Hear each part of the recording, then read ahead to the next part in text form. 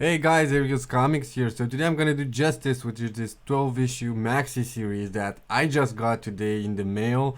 It's an amazing book. I only read like 3 issues before I thought to myself I should just do the videos as I'm reading through it. So this is the first issue, and look at this. It looks so cool. We see all the villains here: Bizarro, Gorilla Grodd, Linus Nart, Captain Cold. Everyone, pretty much everyone's best villain. And this is the heroes. It's kind of like a two-part because the heroes are fighting the villains. It's a cool cover. The art is done by Alex Ross, which is why you have this amazing art. And we start off with this dialogue here about survival, who decided the survival, um, some meta things in a way, and these rockets come down on pretty much everywhere. I kind of feel because um, it seems like China, and then this is supposed to be like an India, and this is like the UK. Seems more like London, and then here we have an American city. I'm not sure which one. And we get like this amazing view from outer space with like all these nukes going off. I hate to say I told you so, but who listens to me? I'm only human. And we have Superman here saving Lois Lane. And oh my god, this looks amazing. And here we have Superman kind of failing to save almost anyone. You shouldn't have even bother flying. Everything is either dead or dying or twitching somewhere in between.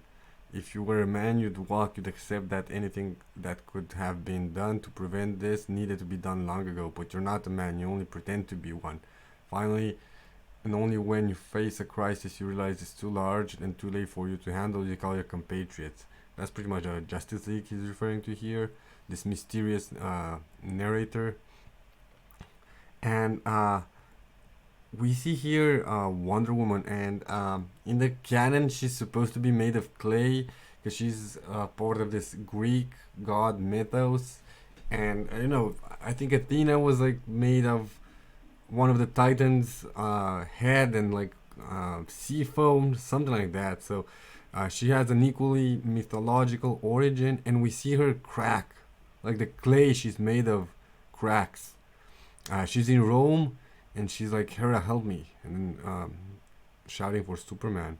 Some say I'm being unfair, that mankind molded you into the beings you are. We made you into the gods, like a potter with a piece of clay. You did not claim this for yourself, but I ask you, what were reasonable men to do in your presence? And this is very deep because DC's mythos is more like gods. So there's a lot of characters which have almost godlike powers, like Superman, Wonder Woman, and there's characters who kind of achieve that godhood status, which is kind of like Batman, because he kind of gets that, you know. And this is the world reacting to them. Like when you have beings this powerful, what can you do but turn them into gods? I think is the gist of here. So now we move to Flash, which is apparently the only success stories, because he says, "I did it, Superman. I used my speed to create giant whirlwinds to draw away the oxygen from the flames. I saved everyone. Central City is safe. We're all good here." And Superman replies, "You're in shock, Flash. I hear it in your voice. What's happening?" And then we come back to Flash again, and these giant fire tornadoes are ripping everything away. And he's saying, "Less than a minute. That's all it took me." And we see everyone like kind of dying around. And Superman goes, "Flash, is anyone still alive?" Flash crying says, "No, no one. But I saved the city. I was fast enough. I'm always fast enough." We move back to Superman, who's asking about Martian Manhunter. We kind of see this blob of different figures with different faces, and because the Martian Manhunter has the power of shapeshifting, it's one of his many powers, and his only weakness is fire. So in the presence of fire, he's useless. And I'm not really sure if he's dead at this point, but he's definitely crying tears of blood. The Martian is dead, the last of his race of shapeshifters. This day, the death of races. And we move to Green Lantern, which apparently Green Lantern is the only one who's actually succeeding, because he's of course human, unlike all the heroes we've seen before. And he talks to Superman. I have as many as the ring can carry, Superman, but I'm not sure if the ring's going to be able to handle. There's someone else. And Superman replies that he's on his way, but he then doesn't get any replies back from Lantern. And we move back, in the space to see again this completely destroyed Asian side of the world. So I think this is Asia. No, or this is the United States. I'm sorry. You can see Florida over there, California. Everything is being bombed up. We could have touched the stars. Instead, you brought them to us. We didn't have to seek the heavens when we had you here with us now. I wonder if you actually have the strength to watch Hawkman and Hogger fell. And Aquaman is kind of like pushing these people away, not to come to the sea because the seas are basically dead. Then the secret narrator says, "Do you watch the sea boil? Do you glance long enough for it to give up its secrets at last?" And then we move to Oliver Queen and Black Canary. Do you have the courage to witness our sad and clumsy last moments in the ash? And Green Arrow here is throwing up an arrow, which is hooked like this cable, and which will kind of make their escape possible, but the building collapses, and Ollie just gives up and says hell. And we have Black Canary declaring her love for him, and then the most poignant one, it's either this one or Batman. Batman is no exception. He too is consumed, as we all are, by flame and smoke and regret. Come along, children. The cave will protect us. We all fall down. Ashes, ashes. And so it ends. And we see Superman flying and crying and kind of a destroyed Earth in the background. The never-ending battle is over. There's no one left to demand justice. And then everyone wakes up.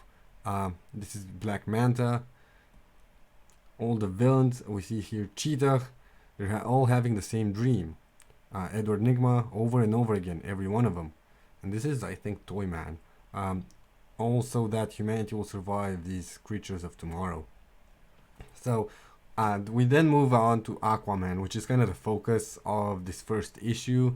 And Aquaman is having a chat with his lovely wife Mira, and a shark comes for Aquaman. More sharks. They kind of have a talk about his role as a protector of both Atlantis and the surface world. And he talks to the shark. I see how large. While we slept, I have to go, Mira. Mira goes, I know. They also had a talk about him always being away and having to save the world, and how Mira is kind of content with that. She's made peace with that. And then we move up to this stranger here in the city. I will be branded a betrayer for this. I know that. It's a small price to pay. And he says Leonard should just be arriving any minute now. And then it's of course talking about Leonard's Nart. I hope he'll bring a witness the Arabs will listen to. Listen, I want you to tell your people that we've had enough, okay?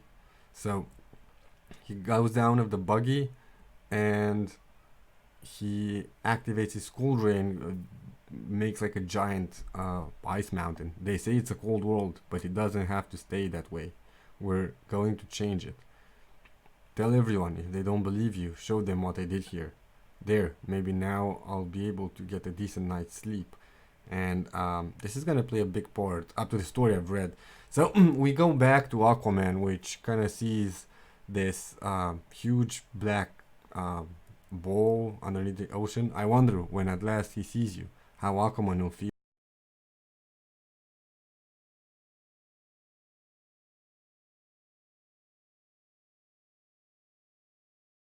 When the sharks will follow him. Are you beginning to sense it, Aquaman? Are you starting to see what you and all your kind have not dared to consider? It's all become too big for you. You're in over your head.